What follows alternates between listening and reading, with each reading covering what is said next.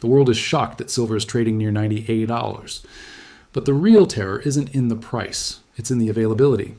Today is January 23rd, 2026, and the world's largest vaults, COMEX in New York and LBMA in London, just sent out a message that will destroy paper investors. You can buy silver, but you cannot get it. We have entered a silver supply deficit so severe that money has lost its power and metal has become king. And I'm going to show you proof that you won't find in any official report. In the next few minutes, I'll expose the empty vault reality that your bank has been hiding from you. The reality that will separate those who own real wealth from those holding worthless paper promises. Because at near $98, we're not at the top. We're at the moment of recognition. The moment when the world realizes the vaults are empty and there's no silver left to buy. Let me show you what's really happening behind the curtain. Here's the lie that Wall Street has been selling you for decades. When you buy shares in SLV, the largest silver ETF, they tell you that you own silver. That each share represents a fractional claim on physical metal stored in vaults. When you buy a COMEX futures contract, they tell you that you can take delivery of 5,000 ounces of silver whenever you want. When you hold unallocated silver in a bank account, they tell you that your silver is there, waiting for you, ready to be delivered on demand. They're lying. Let me show you the math that proves it. As of January 22nd, 2026, COMEX has 67 million ounces of registered silver. That's the metal available for delivery to futures contract holders. But COMEX open interest, the total number of outstanding futures contracts, is 182,000 contracts. Each contract represents 5,000 ounces. That's 910 million ounces of paper claims. Do the division. 910 million divided by 67 million. 13.6 paper claims for every 1 ounce of physical metal. But that's just COMEX. When you add in SLV shares, LBMA forwards, over-the-counter derivatives, and unallocated bank accounts, the ratio explodes. According to a leaked internal report from JP Morgan's commodity desk dated January 15th, 2026, the true paper-to-physical ratio in the global silver market is over 300 to 1. 300 paper claims for every single ounce of deliverable silver. Now, imagine what happens when everyone tries to redeem it once. It's like a pizza restaurant that sold 300 slices, but only has one pizza in the oven. When the customers show up demanding their slices, the restaurant goes bankrupt. That's what's about to happen in the silver market, and it's already starting. On January 18th, 2026, a major hedge fund attempted to take delivery of 15 million ounces from COMEX. That's 3,000 contracts. A large position, but not unusual for institutional buyers. COMEX delayed delivery for 72 hours, citing logistical coordination with vault operators. Then on January 21st, they issued a notice.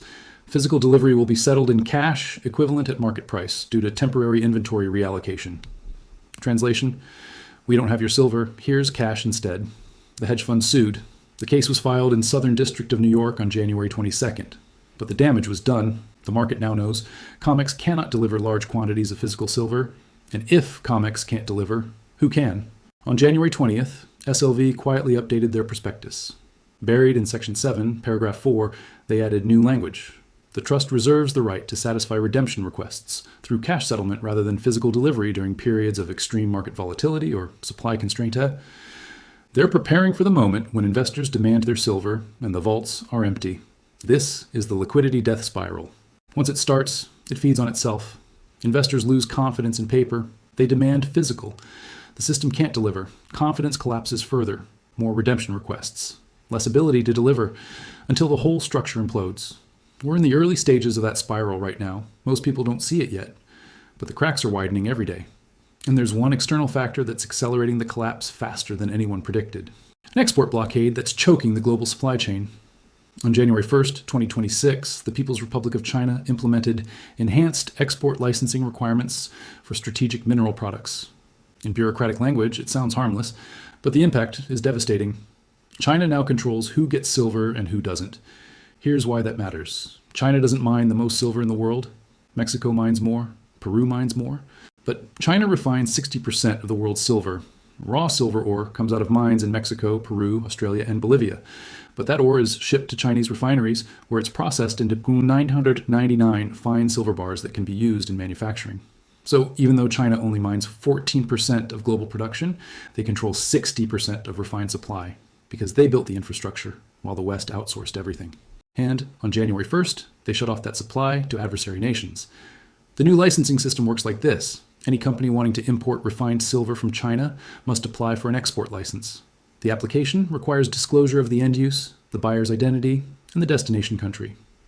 Applications from companies in the United States, European Union, Japan, South Korea, and Australia are being systematically denied. Meanwhile, applications from Russia, Iran, Pakistan, and Belt and Road partner nations are being approved within 24 hours. China has weaponized the silver supply chain, and the impact is already catastrophic.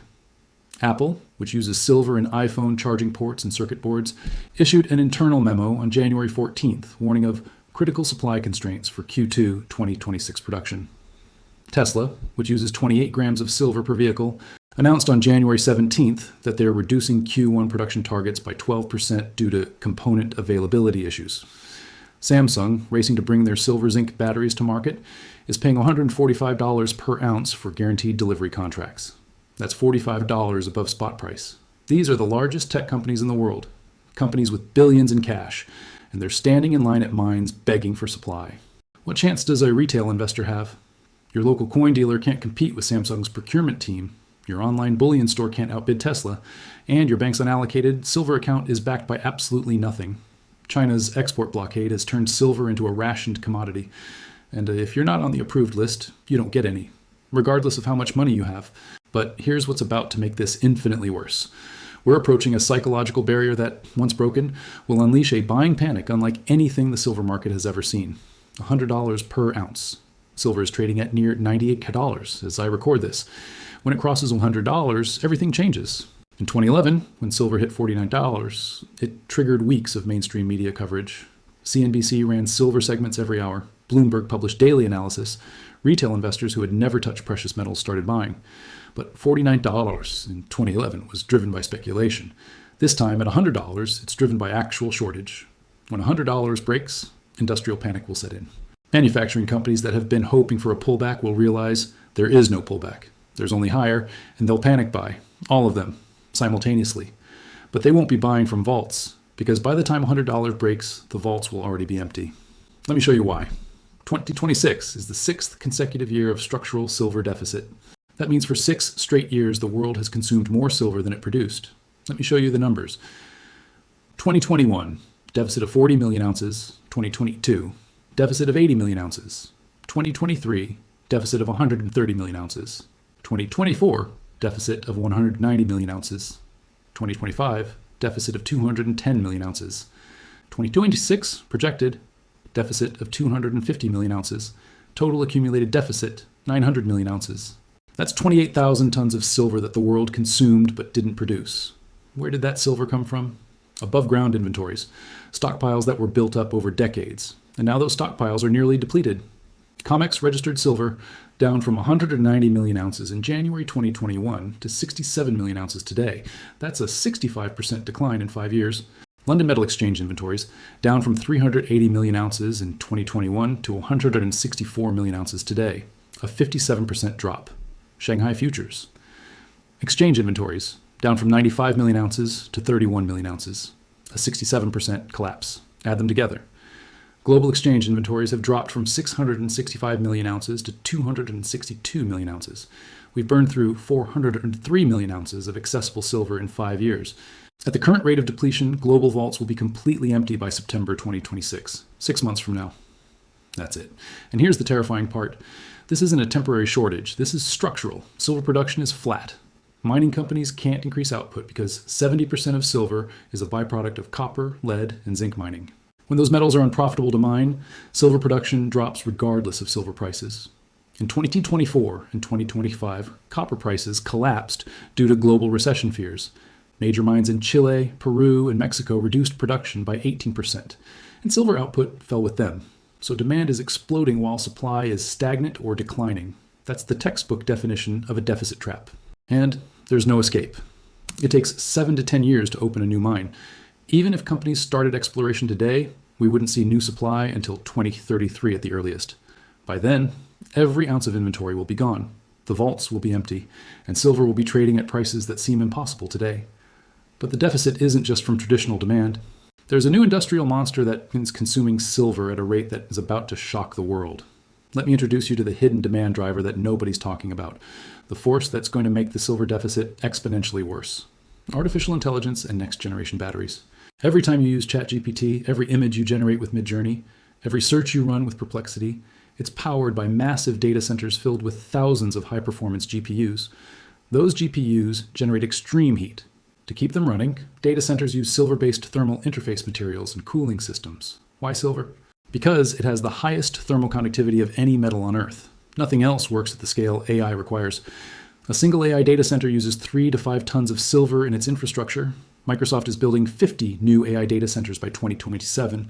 Google is building 42. Amazon is building 38. Meta is building 28. That's 158 new AI data centers consuming 474 to 790 tons of silver just for construction. And ongoing maintenance will consume another 250 tons annually. But that's nothing compared to the battery revolution. On January 10th, 2026, Samsung announced their silver zinc solid-state battery has entered final testing before mass production in Q3 2026. These batteries are a game changer. They have 3 times the energy density of lithium-ion, 5 times the cycle life, 5,000 charges versus 1,000, 12-minute full charge time, 0 fire risk, no thermal runaway. They're going to replace lithium-ion in every application: EVs, grid storage, consumer electronics, industrial equipment. But here's the catch. Each battery unit requires 1 kilogram of silver. Samsung's production target, 500 million units by 2028. That's 500,000 tons of silver, 20 times annual global mine production. Even if they only achieve 10% of their target, that's 50,000 tons of silver, nearly double current annual production. And Samsung isn't the only one. Toyota announced a competing silver-based battery in December 2025. KATL, the world's largest battery maker, is developing a silver-lithium hybrid. The entire battery industry is pivoting to silver technology. Because lithium has hit its performance ceiling, silver is the only path to the next generation of energy storage. Now add solar panels. Global solar installation grew 31% in 2025. Each gigawatt of solar capacity requires 25 tons of silver. 2025 installations, 440 gigawatts, cover 11,000 tons of silver. Projected 2026 installations, 580 gigawatts to 14,500 tons. By 2030, 900 gigawatts to 2,500 tons annually. Add electric vehicles. 19 million EVs were produced in 2025, consuming 950 tons of silver. By 2030, 60 million EVs, or 3,000 tons. Add 5G infrastructure, add medical devices, add military procurement, add traditional industrial uses. Total projected demand by 2027, 75,000 tons. Total projected supply, 26,000 tons. And we're heading into a demand crisis where consumption is 290% of supply. That's not a deficit, that's an apocalypse. And the market is just starting to price it in. But before the full panic hits, before prices go parabolic, there's going to be one final event that destroys the last shred of confidence in the paper market: the Great Default. Here's what's about to happen in the next 30 to 60 days. Silver breaks $100. Mainstream media coverage intensifies. Retail investors start buying. Industrial users panic and place massive orders. And then someone, a hedge fund, a sovereign wealth fund, a major industrial buyer, tries to take delivery of 50 million ounces from COMEX. COMEX can't deliver. They only have 67 million ounces registered. And most of that is already earmarked for other contracts. So COMEX does what they did on January 21st. They offer cash settlement instead of physical delivery. But this time, the buyer refuses. They sue. They demand physical metal. They invoke the contract terms that guarantee delivery. And COMEX is forced to admit the truth. We don't have the silver. That's the moment of systemic failure. The moment when the entire paper market implodes. Here's what happens next. Phase 1. The revelation, days 1 to 3. News breaks that COMEX defaulted on physical delivery. Bloomberg runs it as breaking news. Reddit explodes. Twitter erupts. Investors panic. They rush to redeem their SLV shares, their unallocated silver accounts, their futures contracts, all at once. Phase 2. The cascade. Days 4 to 7. SLV suspends redemptions, citing the new prospectus language about extreme market conditions. Other ETFs follow. Banks freeze unallocated accounts. Dealers stop accepting new orders. The paper market freezes. No trades, no redemptions, no deliveries. Phase 3, the disconnect. Days 8 to 14. Paper silver price collapses. SLV shares drop 40% as investors realize they're worthless. But physical silver price explodes. Dealers who have inventory start quoting $180, $200, $250 per ounce. The paper price says $80, the physical price says $220. Complete market bifurcation. Phase 4, government intervention. days 1530. Governments declare a silver emergency. They invoke critical infrastructure provisions. They freeze the market entirely. All silver trading is halted. All private transactions over $1,000 must be reported. Export bans are implemented. The free market ceases to exist. And anyone holding paper silver loses everything. Anyone holding physical silver becomes one of the few people on Earth with access to an irreplaceable strategic resource. This isn't speculation. This is the inevitable mathematical outcome of a 300-to-1 paper-to-physical ratio in a supply deficit. The only question is timing. And based on inventory depletion rates, we have less than 6 months before this scenario plays out. Now, let me give you the action plan that could save you. Here's what you must do immediately if you want to survive the Great Default. Action 1. Close all unallocated accounts. If your silver is held in an unallocated bank account where you don't have specific serial numbers and vault locations, it doesn't exist. Demand conversion to allocated storage where you have identified bars or coins in a segregated vault. If they can't do that, cash out immediately and buy physical. Action 2. Exit all ETFs, SLV, SIVR, any paper silver product. Sell today. The moment they suspend redemptions, your shares become worthless. Action 3. Take physical possession. If your silver is in allocated storage at a bank or vault company, take delivery. Don't trust that it will be there when you need it. Yes, storing at home has risks, but those risks are infinitely smaller than the certainty of confiscation or default. Action 4. Buy small denominations, 1-ounce coins, 10-ounce bars. Things you can actually use when the dollar collapses and barter becomes the primary economy. A 1,000-ounce bar worth 100,000 plus is useless for daily transactions, but a silver eagle worth $100 is perfect. Action 5. Accept the new reality. You cannot buy silver at spot price anymore. Premiums of $25 to $40 over spot are the new normal, and they're going higher. Don't wait for better prices. There are no better prices. There's only higher and unavailable. Action 6. Prepare for the lockdown. When the Great Default happens, governments will restrict silver transactions. They'll require reporting. They'll implement purchase limits. Buy now, while you still can. Because in 90 days, you might not be able to buy at any price. The vaults are empty. The paper promises are breaking. The industrial shortage is accelerating. Silver at near $98 is not expensive. It's the last chance to get any before the market collapses entirely. Now I need to hear from you. Have you tried to take delivery of physical silver recently? Comment delivery if you successfully got your metal. Comment empty if your order was canceled or delayed. Comment paper if you're still holding ETFs and don't know what to do. Let's see how widespread this crisis really is. Subscribe to this channel because when COMEX defaults, I'll be covering it live, and that moment is coming faster than anyone thinks. You can buy silver, but you can't get it. The vaults are empty, and time is running out.